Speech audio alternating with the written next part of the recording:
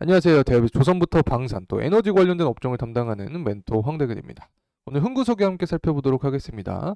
현재 시장의 가장 뜨거운 관심사가 바로 이란과 이스라엘 전쟁이다라고 설명을 드릴 수 있을 것 같은데, 이 전쟁이 났었던 초기에 뭐 단기적으로 끝날 가능성이 높다라는 이야기도 존재했었습니다. 하지만 저는 당시에 이 중동의 정세를 봤을 때 중장기적으로 흘러갈 가능성이 높다라고 했는데, 이 부분은 현재 유효하게 작용하고 있는 상태다라고 설명을 드립니다. 그래서 금일 분석 영상을 통해서는 이란과 이스라엘 전쟁의 배경과 그 비밀에 대해서 모조리 공개를 해드리도록 하겠습니다. 구독과 좋아요 꼭 부탁드리고 영상 끝까지 시청해 주시면 감사하겠습니다. 그래서 이스라엘과 이란이 전쟁이 시작이 되면서 시장에 공포감이 형성이 되고 있는 상황이다. 특히 이러한 전쟁은 정치적인 이유와도 관계가 있다라고 설명을 드릴 수 있는데, 트럼프와 바이든과는 또 어떻게 엮여 있는지 그 이면의 이야기에 대해서 말씀을 드리도록 하겠습니다. 그래서 전반적으로 전쟁에 대한 부분이 부각이 되면서 시장에 공포감을 형성해주고 있기 때문에 유가 역시 견조한 상승세를 보여주고 있는데, 이러한 시장의 공포가 형성이 되면 수혜를 받을 수 있는 종목들이 존재를 한다고 설명을 드렸었죠. 금일 영상을 통해서 모조리 공개를 해드리도록 하겠습니다. 그리고 한 가지 더 말씀드리고 싶은 부분이 있는데, 저희 대기업 정말 다양한 전문가들이 각각의 업종 분야에서 하루하루 종목들을 열심히 분석해 나가고 있으니까 많은 관심 부탁드립니다. 자, 넘어가서 우선은 이란과 이스라엘의 이 공격에 대한 이 짤막한 히스토리에 대해서 설명을 드리려고 합니다. 자, 먼저 이스라엘이 이란을 공격을 했었죠. 이란의 영사관이 시리아에 존재했었습니다. 그래서 이스라엘이 4월 1일경에 주 시리아의 이란 영사관을 폭격을 해주면서 7명 정도 사망했다라는 그런 기사가 나왔습니다. 그래서 이 바로 다음 날인가 바로 다다음 날 이란이 이스라엘을 계속해서 보복하겠다라는 기사가 존재를 했었습니다. 그래서 제가 어떤 말씀을 드렸냐면, 이 부분은 언론 제스처가 아니라 더 나아가서 이란이 이스라엘을 공격할 가능성이 높다라고 설명을 드렸었죠. 자, 그래서 4월 13일 날 이 부분이 또 가시화가 됐었습니다.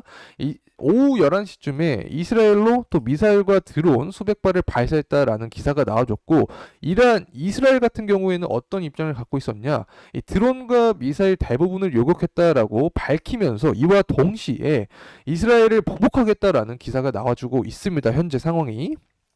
그렇게 되면 결국에 우리가 예상했던 전쟁에 대한 시나리오가 중장기적으로 이끌어갈 수밖에 없다. 자, 이 부분을 우리가 현재 목격하고 있다. 자, 이렇게 볼 수 있는 거죠. 그럼 향후 주가 상승 모멘텀도 계속해서 이어질 가능성이 높다라는 부분 체크하고 넘어가면 좋을 것 같습니다. 자, 이 부분은 이란이 이스라엘 공격하는 그런 미사일에 관련된 제가 사진을 가져온 겁니다.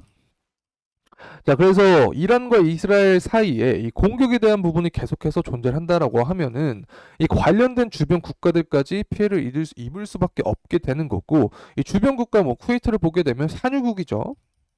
그렇기 때문에 이 공급에 대한 차질 가능성이 높아진다. 유가 상승 모멘텀이 커진다. 이렇게 볼 수 있습니다. 자, 여기서 한 가지만 더 생각을 해보면, 이렇게 전쟁에 대한 부분이 가시화되고 유가가 공급에 대한 차질 부분이 가시화된다라고 하면은 이 관련된 수혜 종목들을 우리가 또 생각을 해볼 수 있겠죠.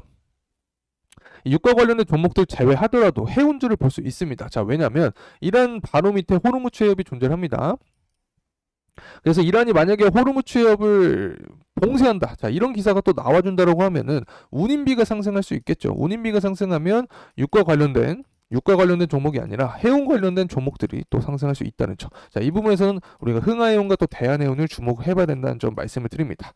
이 해운 관련된 종목들은 저희 채널에서 제가 또 분석을 드리고 있으니까 관심 있으신 분들은 제 영상을 찾아주시면 감사하겠습니다. 자, 넘어가서 이 내용을 또 살펴보게 되면 결국에는 이란이 이스라엘의 본토를 첫 공격을 했다. 자, 관련된 기사가 나왔고, 이스라엘도 가만히 있지 않는 상태다. 이렇게 볼 수 있습니다. 이란을 보복하겠다라는 기사가 나와주고 있기 때문에 전쟁에 대한 부분이 중장기적으로 이끌어갈 수밖에 없다. 자, 이렇게 넘어가겠습니다. 자, 그렇다면 왜 이란이 처음에 이스라엘을 공격했을까? 이 부분을 살펴봐야 됩니다. 뭐 다양한 이유가 존재하겠지만 저는 정치적인 이유가 가장 강하다고 생각을 합니다. 지금 이스라엘의 정권을 보게 되면 이 네타냐후 정권입니다. 이 네타냐후 정권을 보게 되면 또 선거에서 이기지 못할 확률이 굉장히 높습니다.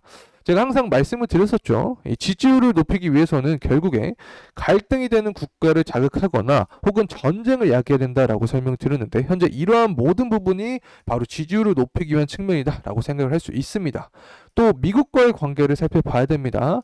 이 네타냐후는 이 트럼프를 지지를 하죠. 현재 미국의 정권 자체는 바이든입니다. 또 대선이 11월에 남아 있기 때문에 이 전쟁을 통해서 바이든 행정부를 압박할 가능성이 높다. 이렇게 예상을 할 수 있습니다.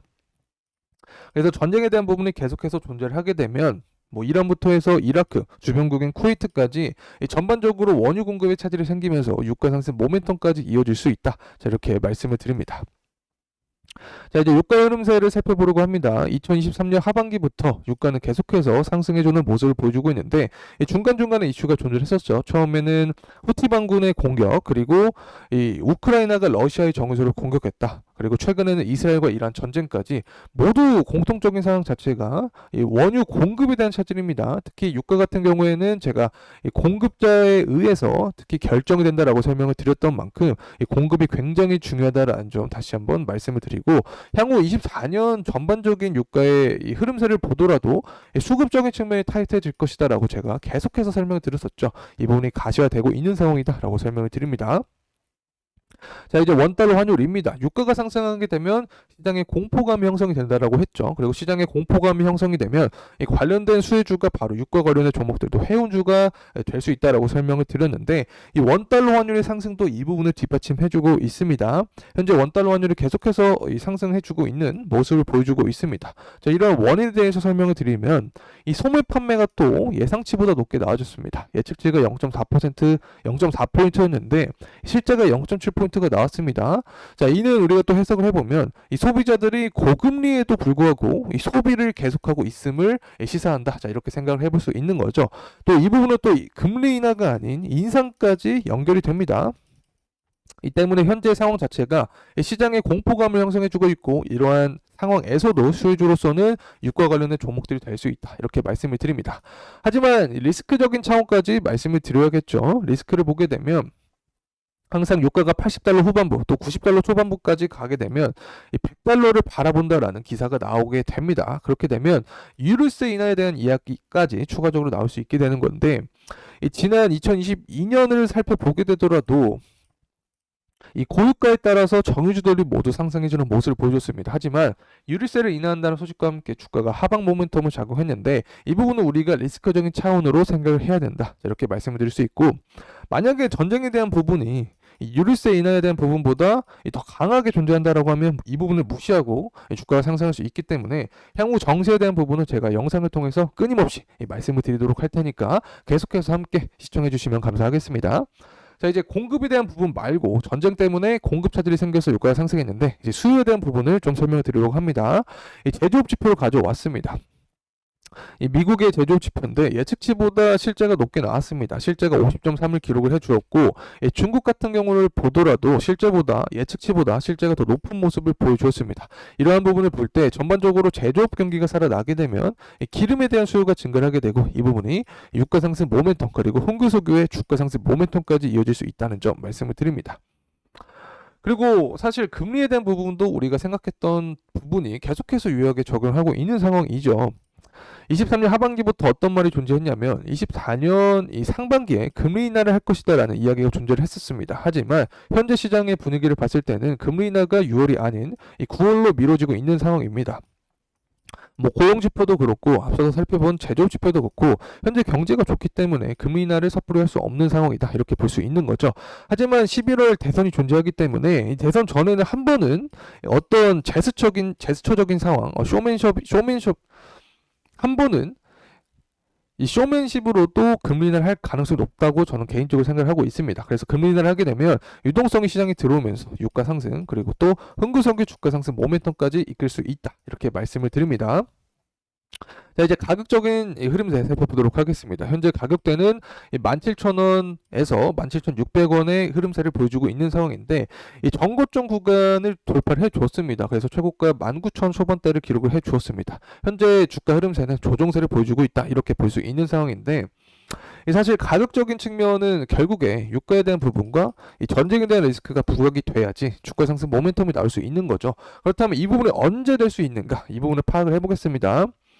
현재 바이든과 트럼프의 지지를 보게 되면 굉장히 박빙인 상황입니다. 그렇기 때문에 이 지지율을 높이기 위한 어떠한 방법을 계속해서 할 수밖에 없는 상황이다. 이렇게 볼 수 있는 거고, 향후 정치적인 일정을 보더라도 7월과 8월에 전당대회가 존재합니다. 그래서 이 7월, 8월 2개월 전에는 이 전쟁에 대한 리스크를 부각을 해주면서 이 지지율을 높일 확률이 높다. 앞서서 이스라엘 관련된 이야기를 하면서 이 부분 설명을 드렸었죠.